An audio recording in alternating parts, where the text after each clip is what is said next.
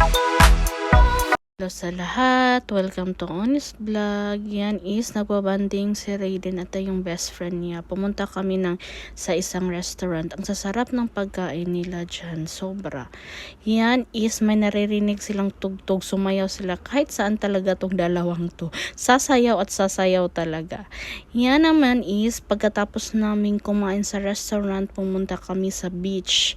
Yan, maganda ang panahon kasi nung nagala kami. Kaya ang beach din ang gandang-gandang tignan, nakaka-relax. Yan naman is pupunta kami dyan sa tuktok ng bundok na yan na may falls. Ang ganda ng tanawin dyan. Yan is nasa bundok na kami, 'di ba? Instant. Sumakay kami ng elevator papunta dyan. Makikita mo yung buong Nice sa lugar na yan. Basta ang ganda-ganda yan naman is malapit yan kasi dito sa Nice is my port.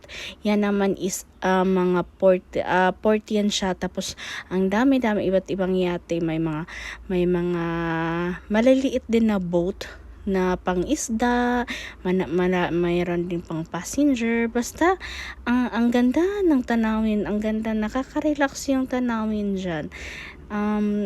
Tapos may malaking playground dyan, hindi ko na siya na-videohan, pero may malaking playground na ang ganda din. May mga intended for small kids, may intended din sa para sa mga big kids. Nagpunta kami dyan dahil sa playground kasi gustong-gusto ng dalawa na mag-best friend na pupunta sila sa playground, kaya pinagbigyan na namin.